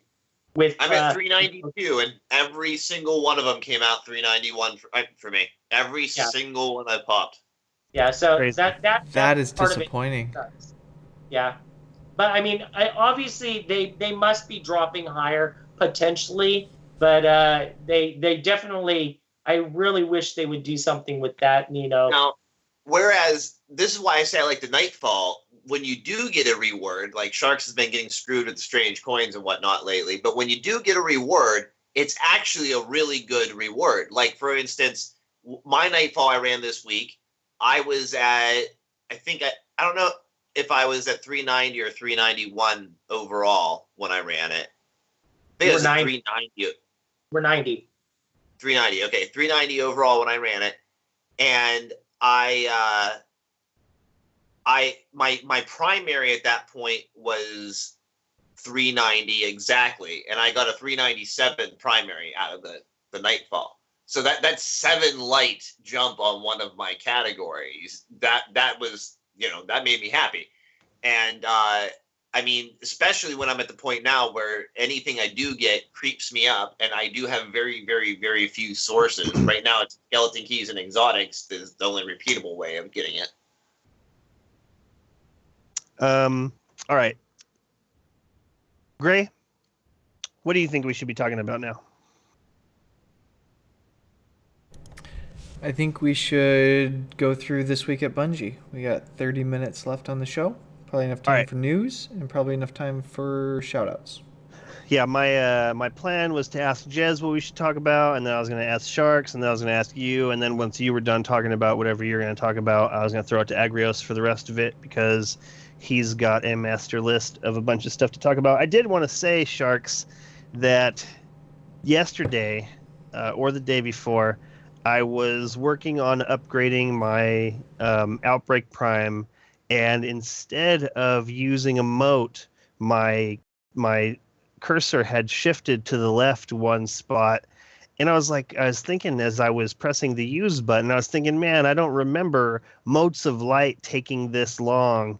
And something deleted. And I was like, my heart sank. And I thought, oh my God, this is it. This is where I myself lose thousands of some kind of piece of inventory. And I was just horrified. And I was like, well, what was it? And I was asking my son, I said, what did I just delete? And he's like, I don't remember. And so I took a recording of it and I went and played it back, and it was 20 Spirit Bloom. And I still felt rotten about it.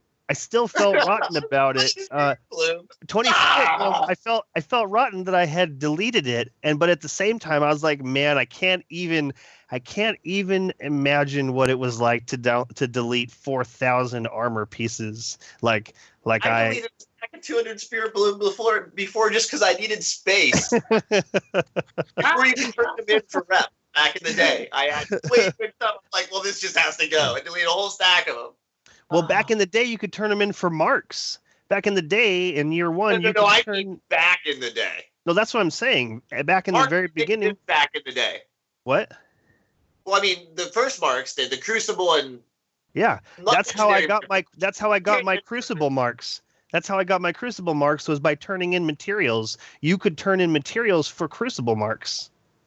See, I think at that point, I just didn't even use marks anymore. Yeah. Hey guys, do you remember when we basically we did the chest running for Petrovenge, that yes. House of Wolves thing, and we got so much secondary. Yeah, and we couldn't delete them. We can't delete them. That sucks so bad. We let's put them on a character and delete the character. That was the most logical way to do it. No, I know what I did. I intentionally maxed out my inventory, so they just evaporated. Oh yeah, that's a good one too. See, now though, we wish we still had them because we just turned them for rep. Right, that's really good thinking. Yeah.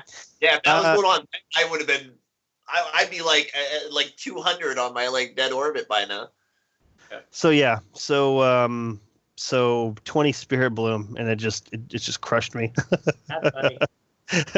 All right, Agrios. We got 30 minutes left in the show. What do you got for us? Well, going through this week at Bungie, we got to see a bunch of new ornaments they showed us. We got previews of Bad Juju, Red Death, and Thorn. See the new fancy ornaments for all those. They say that Red Death and Thorn are still on the work table, and those could change. We're not gonna get those till winter, but Bad Juju is going to arrive with the Festival of the Lost. Excellent. They also say that they have something for the Last Word and Black Spindle in the works. However, we got no previews on those. We already talked about the team who made World First and whatnot. There is something else I wanted to mention. It appeared that the team who did World First normal mode got cheated out of potentially getting hard mode world first because of a glitch that went down. Did you guys see that? I did. No, I did, and that's a bummer. That's I did. way Yeah, a bummer. missed that. I only did you get a good look at that, Remy? Would you like to describe what happened there? I didn't get a good look at what it was, but I did know that it looked like some game breaking bad times. I just yeah, I just read about it, and I was watched it pretty disappointed. closely. I watched it real quick, but I was quite busy at the time, and it was on my mobile, so I didn't really work out exactly what happened. I watched the video a couple times and looked at it pretty closely, and it looks like when they finally when they take down the Death Zamboni, and like most teams do, they were extra quick at jumping over the top of it and getting down to the island well before the Zamboni went off the cliff. And it just seemed like the game wasn't ready for them to transition into the next zone yet, because that prior encounter hadn't been completed, and the game treated it as if they were entering an area that they weren't supposed to be in because that encounter hadn't been completed yet. It was just a timing thing of how quickly they got in front of that Zamboni and down to the island, and the Zamboni hadn't come off the edge yet. Oh, that's a bummer. Yeah. Right, Knox says they had to beat the Zamboni twice and missed the fastest time by 4 minutes. Oh, Wow. yeah. That's So they pretty almost close. certainly would have had it if that wouldn't have happened. Right. Yeah, that sucks. So I thought that was worth noting that that those guys at least deserved a nod in the situation for coming back and almost taking world first on the hard mode as well as normal mode. Agreed. There are a couple issues right now. As Sharks discovered and was concerned upon logging in, the sparrow horns are all missing. No one has access to your sparrow horns at the moment. They also removed all of the old blue horns and blue masks that any of us had been saving up. They did, and that's a bummer. Yeah, I think was hoping to still use those to create new horns out of during this next SRL and whatnot. It's sad that I will have to recollect any that I had hoped to convert again.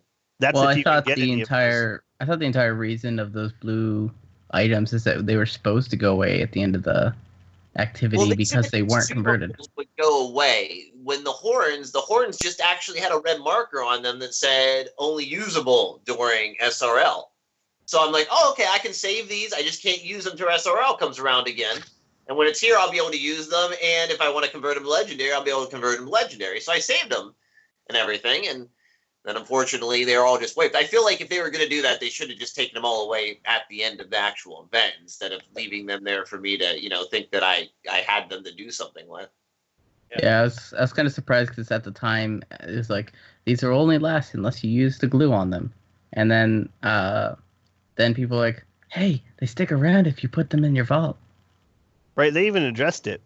Like they said that I think they said you could wear them in the tower, but if you take them out of the tower, then they turn into trash. I don't know if Bungie said that, but that is what happened.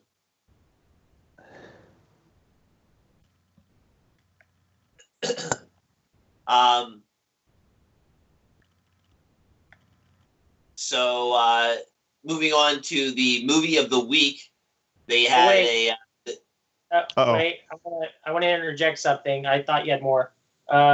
So I thought it was a big deal that Bungie's live team put a new area to store stuff, and that was the masks. I think that we should bring that up because we are always talking about vault space, and that is news. Even though that was not actually in the Bungie update, it should have been because that happened between last week and this week. That's true. And for me personally, that freed up a lot of space that I was kind of worried about going into hard mode, thinking, okay, we're going to breeze through this. We're going to kick butt. And we're going to get all this crap dropped, and I'm not going to have anywhere to put it. And I literally went in and deleted every single mask because I had every single mask except for one. in my vault, and that freed up space that I could put other stuff like from my postmaster into my vault and off my person or whatnot. And so kudos to the live team, and kudos to Deej. I guess we gotta say, Deej said that, and so did Chris Barrett, if I remember right, that they are working on stuff to help vault space, and they did, and that is big news. It's Agreed. funny that you said you were missing one mask. I'm missing 2 masks, one being Crota and one being Atheon, both of which are required for mask task. Oh, that sucks. What one are you missing, Sharks? One of the engrams. I don't remember what color it is. I think it's the green one. Got it. I have 4. Sorry. 5. Yeah, I have 5 on each. 5 on each one. Yeah. Well, I remember I spent all that money so I could get that skeleton mask. So Totally. that's why I ended up with all the masks. So Yeah, I only had a few legendary masks myself, but I had almost all of the other ones in blue in my vault saved that I had figured I'd be able to pull out and make legendary or whatever this event, But now, once again, I'm going to have to collect all those. right. If you have access to them, if they're even in the rotation, if we're not just getting season 2 of Festival of the Lost instead of, I don't think we're going to get those other ones back. I still have quests that require them in my quest log, though. One Are they thing though, there forever now? One thing though, if you hover over some of them, it says something like only. Oh, it says like. You're right. It says Purchasable. a certain time. Purchase from Eva Levante or something. No. Well, yeah, one says purchase from Eva Levante, which is weird. But if you hover over some of them, it just says like holiday 2016 or 2015, or not holiday, but Festival of the Lost 2015. Like rather than saying, or rather than not saying it, it now says that. So it makes me think that those ones aren't coming back, but the ones that don't have that might be evergreen. Right. That's cool. So is the Atheon one of the ones that says that you I was can buy? actually loading the tower to find that out. Okay, good. I can also confirm that Ascendant Raisins do not do anything if you do that mission where after you're ascended, you go kill Crota or Oryx. Darn, it would have been so neat. Thank you, Jez. Thank you for finding Don't Don't that. worry. take note. I've got, You want more I've secret got quests? a couple more to try. I got the one where you steal Crota's soul. Oh, apparently I'm also missing Eris Morn. So, in Masks 2, none of them have it. Let's see. I guess it's just the Skull Mask. So maybe the Skull Mask is the only one that's retired. Bummer, because I was willing to. Are you listening, Bungie? I was willing to put a bunch of money into it because I want that skull mask. I don't care about Flaming Wolf helmet. You know what though? Maybe next year I will care about the Flaming Wolf helmet. Okay, I gotta say this. Right now you're pissing me off for me. Okay, you really are. because I hate, how much I hate them putting RNG into buying something. All right? Say you're willing to spend $20 to get it. Okay. Not I'm willing to put $20 on and maybe get it. Okay? That's what you need to say. You really need to do that. I'm not. But You here's should the also thing. say, I want there to be stats on it, so you could also roll random loot. So maybe you might not get the one you want, so you have to keep buying that. Like I don't like the whole pay to win things they've added to the whole packages and Silver Dust and all that so much that I don't even use the free packages and Silver Dust they give me. That reminds me, if you have the glue from last year, you can also disenchant it for Silver Dust. If you want to. Interesting. Yes. That's very interesting. All that was in the patch notes, right? Is that where all that info was? Pretty Yes, much. I do have those here too. As randomly says $20 for a mask. Damn, that's for the people who only spent $20 for the mask. Sharks, how much Right. did you spend for your mask? No, I spent 20. And I got it before my 2020 Silver Okay. Dust were up, and then I just spent the rest of it or whatever. However I did. I don't remember how it worked. I think you had to buy the boxes. Yeah, I but- bought a bunch of them as well. Just $20 worth. And about halfway through, I got the mask Yeah, and that- so many other masks I didn't care about. and then I bought the emotes after that. Oh, you did? See, I didn't do that. And I kind of wish I had. I just kept going for the mask. This is something else I want to say on the mask part before we go back to the movie of the week. I now that we have the kiosk for the mask, what I would really like them to do, and I know we have, a lot of people in the community have said this also. I wish the masks were literally just masks that you could put over top of anything, kind of like the pumpkin heads, so that you could keep your stats and your high. That way you could go into the raid and wear Crota's mask or an Atheon mask and beat it like that. Because you really can't do that on like the end game stuff now because it. So you're saying they need transmog. Right. Well, basically. But I mean, we're so close to that with having masks since they aren't. I wish they would implement it, it probably is not going to happen. But it just would be really nice if anybody's listening that you kind of do something with that, because I love having these masks. I have to say that skeleton mask that I spent that money to get, I really like it, but not very often can I get in there and actually really wear it out in the wild. I'm going to get one shot by stuff, and I don't want to do that. See, I like this is kind of similar, but I like the raid stats. I like the perks that armor gives me. I don't always want to wear it. Right. You look like a character out of Virtua Fighter. Oh, because you're Titan, you get stupid. What is it? You look like a Star Fox villain. Right, you do look like a Star Fox villain.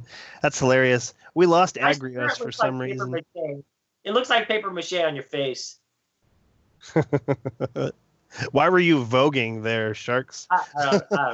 Maybe that was a little too much. But, Agrios says he lost audio, but what he doesn't realize is that we lost everything. So that's no good. Maynard says that he spent $35 on Xbox and he doesn't even play on Xbox anymore. That sucks. Something that we should talk about.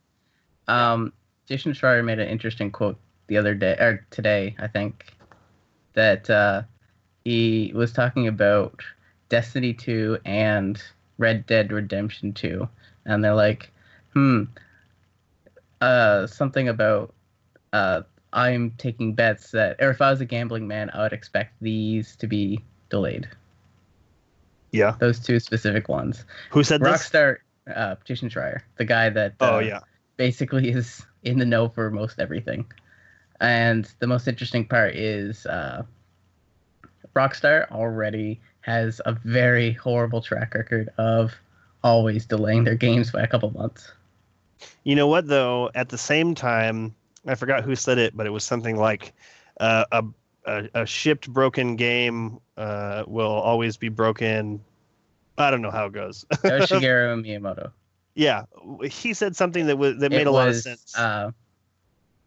It's like a shipped broken game is always broken.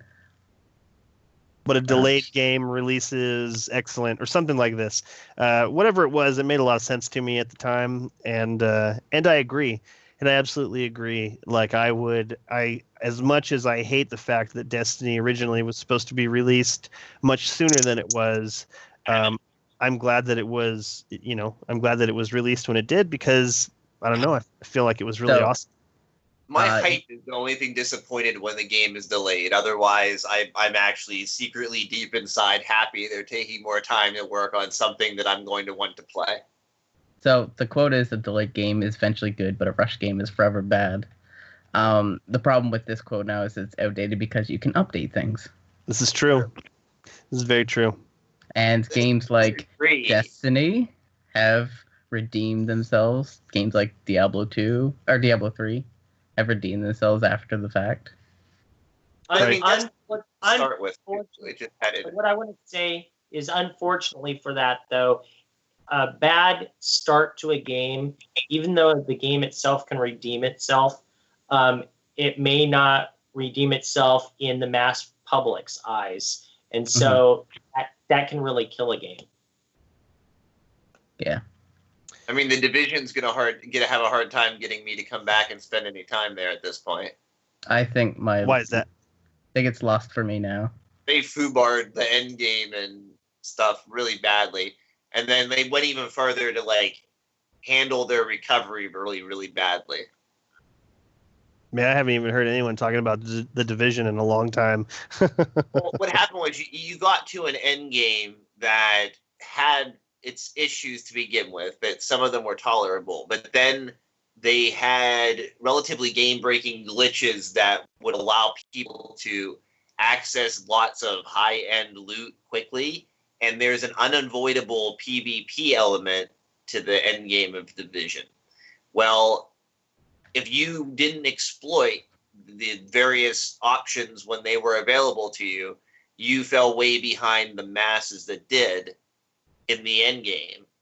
Additionally, some of the exploits they started punishing people from and like rolling back accounts and deleting accounts and handing out bans and things for them. So your option were to risk getting a ban or losing your account to keep up with everybody, or fall behind and not be able to succeed in endgame anyway. So that's what I mean about how they handled their recovery really badly to the situation. Got it. Okay, we got 10 minutes. What you got, Agrios? Wrapping up the weekly update, there's the movie of the week and such. The movie of the week this week was a massive orchestra cover, Becoming Legend Symphony. Definitely worth checking out. The runner-up was called Layers of Shacks. It's a Destiny montage. And the honorable mention was DJ Vidal. It looks to be some sort of comedy cover, but I wouldn't know because I ran out of time this evening and I am ill-prepared. So did you guys get a chance to observe the movies of the week? I only got to check out the movie of the week this week, and I'd recommend giving that one a watch. Awesome. Will do. Unfortunately, no, for me, I couldn't even actually watch the movie of the week. I do know what it is because I saw it in a Twitter feed earlier in the week. So that's the reason I got to watch it, because I watched it earlier in the week before it was the movie of the week. Yeah, I was driving all day, so I didn't.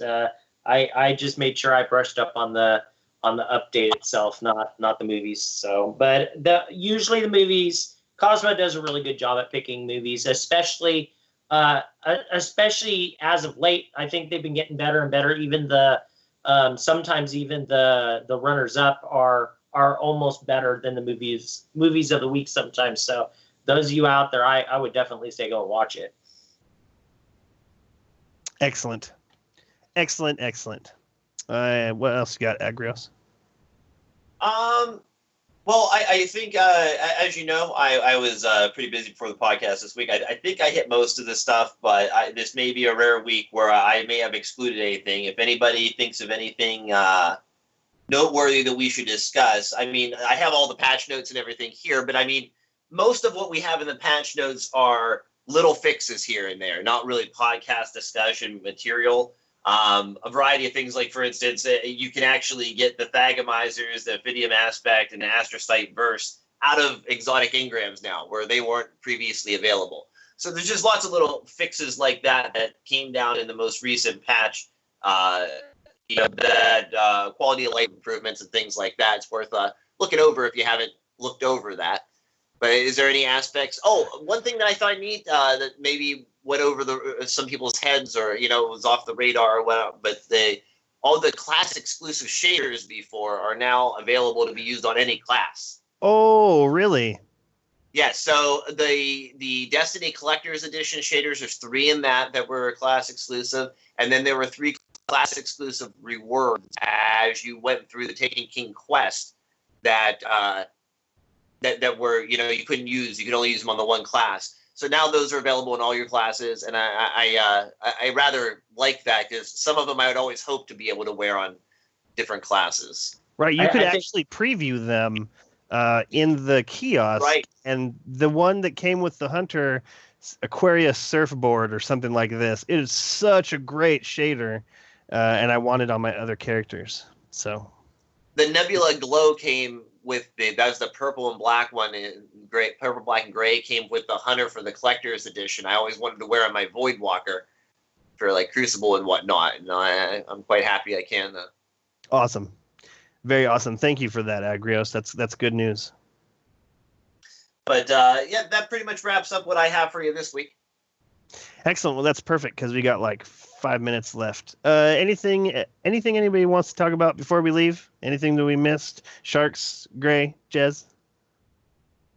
I'm just looking forward to watching the new ways that people go through and figure out how. Now that we will have, by the time we see this next week, we'll have had another week of people doing hard mode and seeing the different ways that people are going to be figuring out ways to basically kill it faster and do all these things faster and make it easier for people. So I'm it's not really something to talk about. It's neat to see. And then of course getting back into the normal grind of doing stuff like trials and stuff. So with Proto's End, we saw the ability to 1- and 2-man cheese the raid fairly quickly. In fact, we got to the point where, after it became old hat, Sharks and I, Tuesday morning, a changeover would happen. Him and I would go through the raid 3 times. Anybody who wanted to come along with us could, but him and I were going to do it ourselves.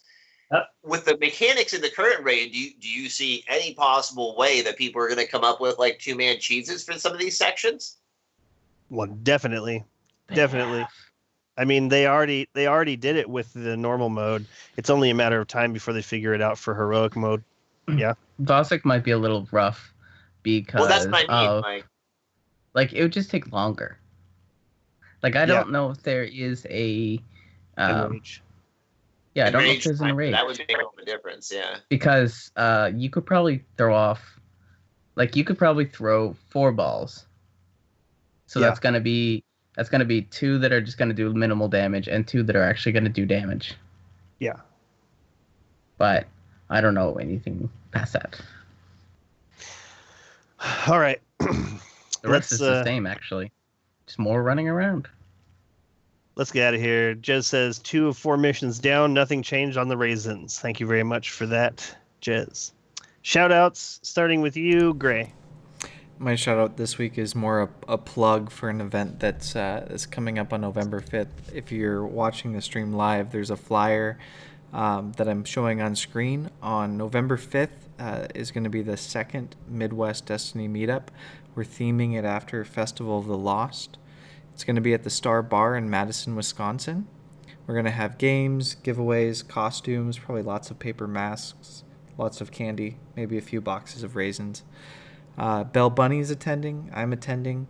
We hope to get a good crowd of people out there, and basically we get to take over the whole place for the night. So come out if you can make it.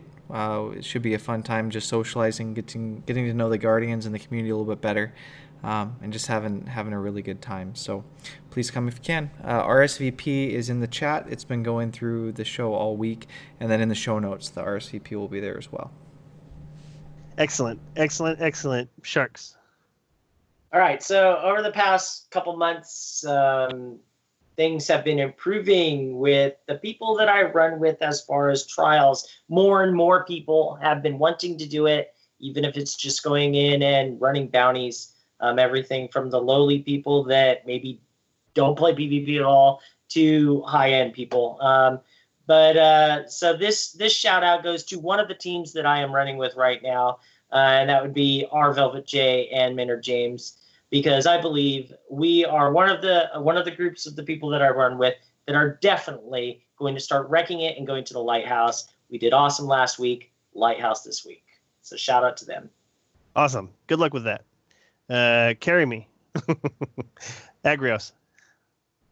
Shout out this week to my raid team. It was a valiant effort. I look forward to crushing it later.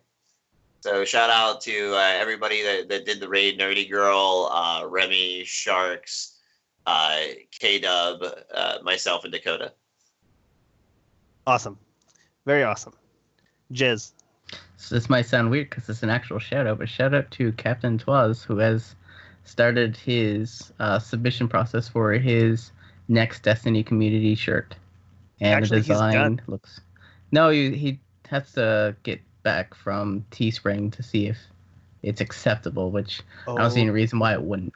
But yeah, they have to look over it to make sure it's acceptable first. But other than that, yeah, it's proceeds go to Stack Up something. StackUp.org. StackUp.org. Yeah, and there's a lot of names on it. There's a lot of names. 52. Right, I'm hoping that Guardian 1 is one of them. I did make it during the submission period to add us in there, so looking forward to that. I never noticed when there's a submission period or pyramid. Right. I feel like I just got lucky. I feel like I just happened to be looking at my phone at the right time. So no, it looks great. What he's put up so far looks really great. So good shout out, Jez.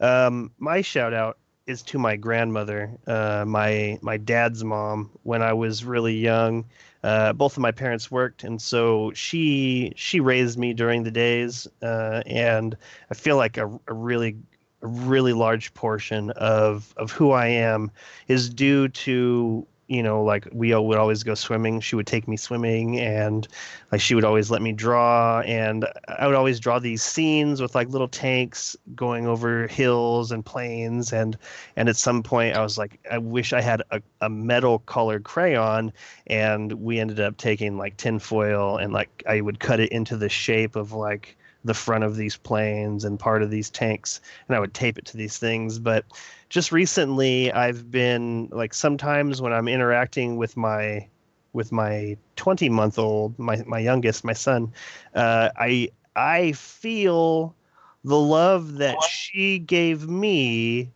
moving through me and into my son, and it's a really weird feeling, but I really feel like she's with me. I feel like I am passing this love on from the generation before me and into my son, and it's a really weird feeling, and I've been thinking about it a lot. So shout out to her, because she was an amazing woman and she really loved me, and I feel it. Like I already knew it and I already felt it, but it's just been so apparent, just this last couple of weeks. I will be having an interaction with my son, and he'll be smiling at me and I'll be smiling at him, and I'll think like, oh my God, like this was an interaction that I've had previously, and it feels really great. And I miss her a lot. She died in '94, long time before my kids showed up, but I know that she would love them as well. So that wraps up episode 105. We would like to thank everyone listening for tuning in. We hope you enjoyed the show. If you have any suggestions for topics to be discussed on the show, or have any comments on something that has already been covered, please leave them in the comments below or send them to feedback@guardian1.net, and we will see you next week.